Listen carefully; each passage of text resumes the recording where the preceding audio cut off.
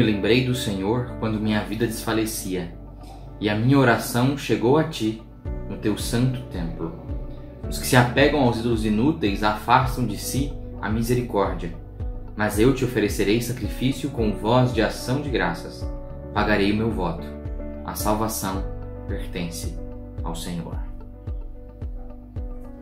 Essas são as palavras que nós encontramos no livro do profeta Jonas. As palavras que ele mesmo, que estão registradas ali como palavras dele no momento de oração. Naquela ocasião, exatamente onde ele se via dentro do ventre do peixe, né? Nós conhecemos bem essa história aqui, Jonas sendo um profeta que Deus havia mandado ele pregar em determinado lugar, na cidade de Nínive, mas ele acaba não fazendo isso. Ele não quer ir para Nínive, ele não quer pregar naquela cidade. Então ele desce até Jope, e aí ele pega um barco, e o intuito dele era ir até Tarsis, né? Essa é a história de Jonas, e Jonas a gente entende que o intuito dele então, ao fugir, né, numa embarcação indo para Tarsis ali, atravessando todo o mar Mediterrâneo, o intuito dele era fugir da presença de Deus. Era isso que Jonas queria fazer. Jonas tinha uma missão que Deus havia dado a ele, ele não queria cumprir aquela missão, então ele pensou em fugir da presença de Deus, em se afastar da presença de Deus, né? Mas é claro que seu plano falha, porque Deus está em todos os lugares, né? Porque não é possível fugir do alcance de Deus. Não importa quão longe ele vá, Deus ainda assim consegue estar no controle, né? Ele nunca consegue fugir do alcance de Deus, nem da presença de Deus, né? E aí Deus então acaba dando um castigo, uma tempestade ali naquele momento, mas também Deus age com misericórdia, né? Nós conseguimos olhar para esse texto aqui, a Jonas capítulo 2, versículos 7 a 9, que nós lemos, nós conseguimos perceber como que Deus agiu com misericórdia com o profeta Jonas, né? Jonas, naquele momento ali, ele está clamando no ventre do peixe, e aí ele nos conta, desde o versículo do capítulo 2, desde o versículo 1 até o versículo 10, ele nos conta a respeito dessa experiência, né? Nós vemos isso, Jonas ele estava ali naquela embarcação, então ele entende que aquela tempestade é por causa daquilo que ele havia feito. E era Deus quem poderia fazer aquela tempestade cessar. Então ele diz que ele seja jogado no mar, né? Ele é lançado então ao mar, e aí a tempestade passa. Mas Jonas, ele se vê, e aqui nesse momento, nessa oração, no capítulo 2, versículos de 1 até 6, ele fala dessa experiência. Ele diz que as correntezas o haviam cercado, ele fala no versículo 3. Ele fala que todo o furor do mar estava por cima dele enquanto ele afundava.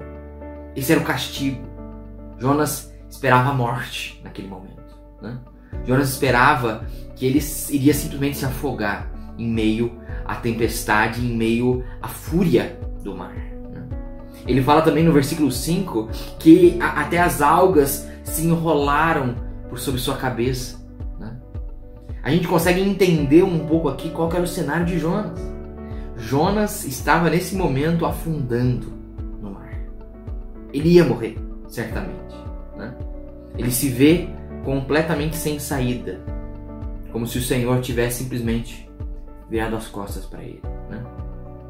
Por isso que no verso 4 ele diz: fui expulso da tua presença, como poderei ver o teu santo templo novamente?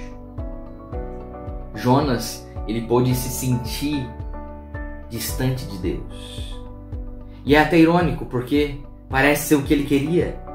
Jonas queria se distanciar, Jonas queria se afastar, sair da presença de Deus.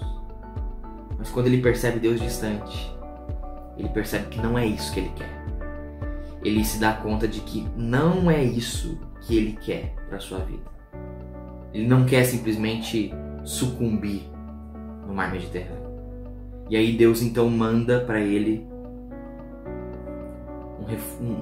na verdade um socorro, né? O peixe não é parte do castigo, o peixe é a misericórdia de Deus. O peixe é a graça de Deus vindo ali até Jonas, é uma manifestação de Deus o salvando, né? Deus está salvando Jonas da morte, dando aquele peixe. E ele passa ali um tempo. E nós conseguimos aprender olhando para essa história, né, tão conhecida sobre o profeta Jonas. Quando nós olhamos justamente para essa oração de Jonas, enquanto ele estava no ventre daquele peixe, nós podemos aprender algumas lições sobre como se reaproximar de Deus.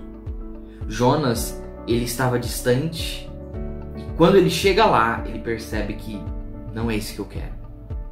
Então ele busca se reaproximar, e em sua oração nós vemos nos versículos 7 até 9 o que é preciso para se reaproximar de Deus. Em primeiro lugar, para se reaproximar de Deus é preciso recordação. E nós vemos que Jonas, ele se recorda, ele se lembra de quem Deus é. Ele se lembra do Senhor. Ele fala isso lá no versículo 7, eu me lembrei do Senhor quando minha vida desfalecia. A minha oração chegou a ti no teu santo templo. Percebe a mudança? No versículo 4 ele diz que foi expulso da tua presença.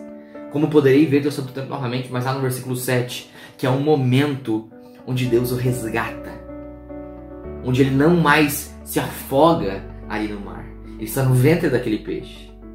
Nesse momento, ele fala, eu me lembrei do Senhor. A minha oração chegou a ti, no teu santo templo. Jonas, ele vê a manifestação de Deus. Ele vê Deus fazendo presente, socorrendo ele naquele momento. Ele se lembra do Senhor. Ele se lembra de quem Deus é. Ele se lembra do Deus a quem ele serve.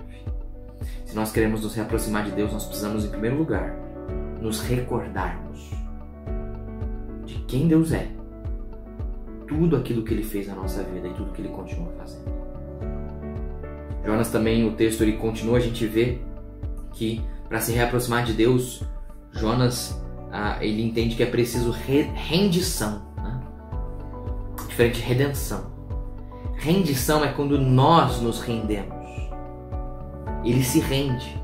E ele fala de oferecer sacrifícios, de render sacrifícios, né?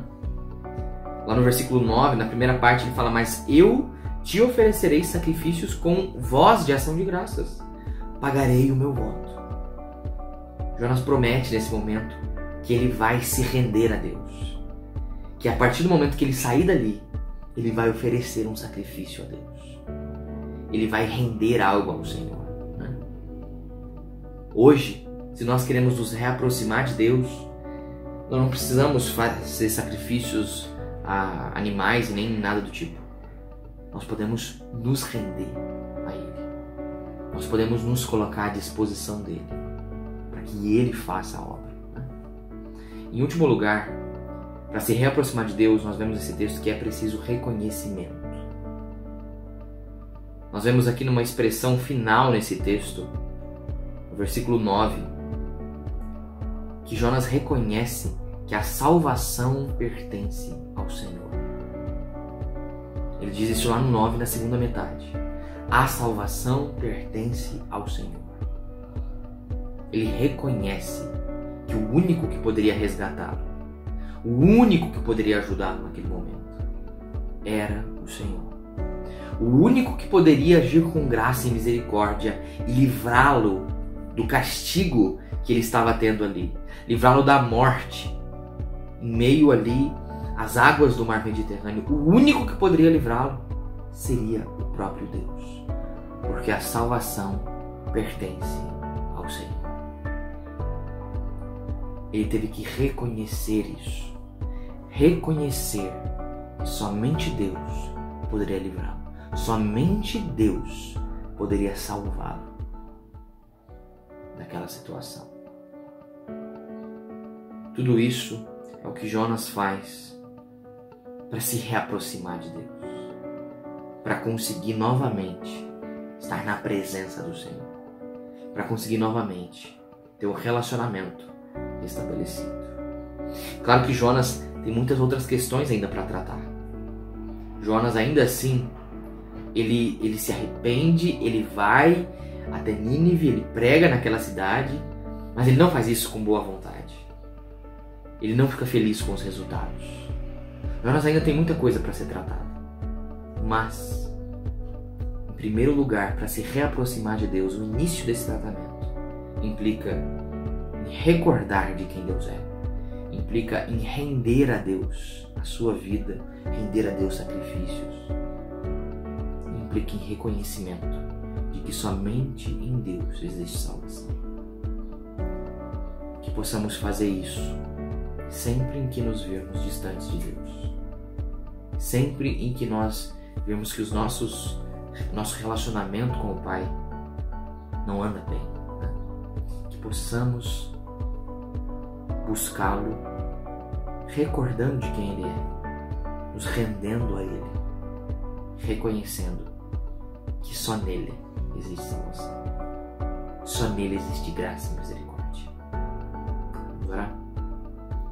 Senhor nosso Deus, nosso Pai, nós agradecemos ao Senhor pela Tua Palavra, agradecemos porque o Senhor tem sempre nos ensinado, o Senhor tem sempre nos orientado, o Senhor tem sempre estendido a Tua mão na nossa direção, ó Pai.